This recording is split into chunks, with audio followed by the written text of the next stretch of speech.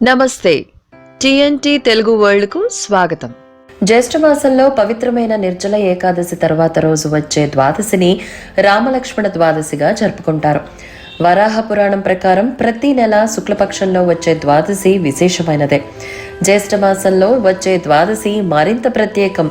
దీనిని రామలక్ష్మణ ద్వాదశి మరియు చంపక ద్వాదశి అని కూడా అంటారు. ఈ ద్వాదశికి రామలక్ష్మణ ద్వాదశి అని పేరు ఎందుకు వచ్చింది? దాని వెనక గల పురాణ గాథ. సంతానం కోసం పరితపించేవారు ఈ రోజు రామలక్ష్మణ ద్వాదశి వ్రతాన్ని ఆచరిస్తే పుత్ర సంతానం కలుగుతుందని శాస్త్రాలు చెప్తున్నాయి. అంతటి మహిమగల వ్రతం ఎలా చెయ్యాలి, ఈ రోజు ఎలాంటి దానాలు చెయ్యాలి, ఇలాంటి విషయాలు మనం ఇప్పుడు తెలుసుకుందాం. రామలక్ష్మణ ద్వాదశి వ్రతం చేసిన వారికి గవామయన యాగఫలం దక్కుతుందని శాస్త్రవచనం. గవామయన యాగం అంటే 1 సంవత్సరం కాలం పాటు నిర్విఘ్నంగా యాగం చేసిన ఫలం అని అర్థం. సాటిలేని ఈ వ్రతం వల్ల అపారమైన పుణ్యం, పరాక్రమం, కీర్తి, గౌరవం, ఐశ్వర్యం, రాజ్యం వంటివి ప్రాప్తిస్తాయి అని శాస్త్రవచనం. ఇక్కడ వీడియో పాజ్ చేసి ఈ వీడియోను లైక్ చేయండి. కామెంట్ ద్వారా మీ అభిప్రాయం తెలపండి. ఇంకా ఇలాంటి ఆధ్యాత్మిక వీడియోల కోసం మా ఛానల్ను సబ్స్క్రైబ్ చేయండి. ఇక టాపిక్లోకి వెళ్దాం. మొదట రామలక్ష్మణ ద్వాదశి వెనక పురాణ గాథ గురించి తెలుసుకుందాం. వరాహ పురాణం ప్రకారం ప్రతి నెల శుక్లపక్షంలో వచ్చే ద్వాదశి విశేషమైనదే. జ్యేష్ఠ మాసంలో వచ్చే శుక్ల ద్వాదశి నాడు మహావిష్ణువు అవతారమైన శ్రీరామచంద్రుణ్ణి పూజించాలని సూత మహర్షి చెప్పినట్లుగా వరాహ పురాణ కథనం. ఈ సందర్భంగా జ్యేష్ఠ ఏకాదశి నాడు శక్తి ఉన్నవారు బంగారంతో చేయించిన రామలక్ష్మణ విగ్రహాలను పూజించి మర్నాడు అంటే ద్వాదశి నాడు వాటిని దానంగా ఇవ్వాలని ధర్మశాస్త్ర వచనం. ఆర్థికంగా శక్తి లేని వారు మట్టి ప్రతిమలను పూజించి కూడా దానమివ్వచ్చు. శ్రీరాముడు విష్ణుమూర్తి స్వరూపుడైతే లక్ష్మణుడు ఆదిశేషుడి రూపం. వ్రత విధానం గురించి తెలుసుకుందాం.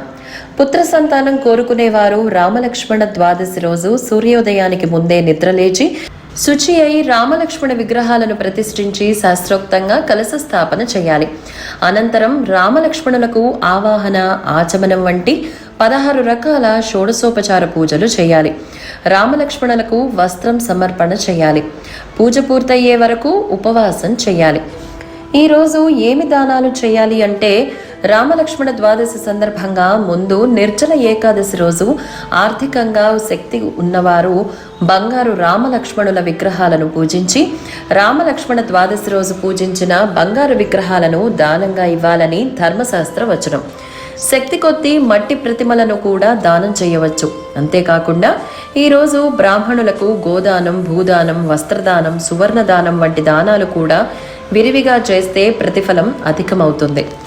ఒడిస్సాలో ఈ పండుగను వైభవంగా జరుపుకుంటారు. రామలక్ష్మణ ద్వాదశిని ఒరిస్సాలో చంపక ద్వాదశిగా జరుపుకుంటారు. ఈ ప్రాంతంలో ఇది చాలా ముఖ్యమైన పండుగ. పూరి జగన్నాథ్ స్వామి ఆలయంలో ఈ పండుగ ఎంతో వైభవంగా జరుగుతుంది. ఉత్కళ బ్రాహ్మణులకు రామలక్ష్మణ ద్వాదశి పవిత్రమైన రోజు. జగన్నాథునికి ఈరోజు విశేష పూజలు, ప్రత్యేక ప్రసాదాలు తయారు చేస్తారు. ఈ పూజలో పెద్ద ఎత్తున భక్తులు పాల్గొంటారు. నియమనిష్టలతో రామలక్ష్మణ ద్వాదశి వ్రతం ఆచరిస్తే తప్పకుండా పుత్ర సంతానం కలుగుతుందని శాస్త్రవచనం. సాటి లేని ఈ వ్రతం వల్ల అపారమైన పుణ్యం, పరాక్రమం, కీర్తి, గౌరవం, ఐశ్వర్యం, రాజ్యం వంటివి ప్రాప్తిస్తాయి. రామలక్ష్మణ ద్వాదశి వ్రతం చేసిన వారికి గవామయన యాగ ఫలం దక్కుతుందని అంటారు. గవామయన యాగం అంటే 1 సంవత్సరం కాలం పాటు నిర్విఘ్నంగా యాగం చేసిన ఫలం అని అర్థం. ఈ వ్రతం చేసిన వారికే కాకుండా చూసిన వారికి, వ్రతంలో పాలు పంచుకున్న వారు కూడా సకల సంతోషాలు, శ్రేయస్సుతో పాటు విష్ణులోక ప్రాప్తిని పొందుతారు. నడిచే దైవంగా పేరుగాంచిన జగద్గురువు ఆదిశంకరాచార్యులు రామలక్ష్మణ ద్వాదశి రోజునే అవతార పరిసమాప్తి గావించారట. అందుకే ఈ ద్వాదశి రోజు ఆదిశంకరుల ధ్యానం వల్ల ఆయన అనుగ్రహం కూడా లభిస్తుంది. ఇలాంటి వీడియోస్ కోసం మా ఛానల్ని సబ్స్క్రైబ్ చేసుకోండి. మా వీడియోస్ కనుక నచ్చినట్లయితే లైక్ అండ్ షేర్ చేయండి.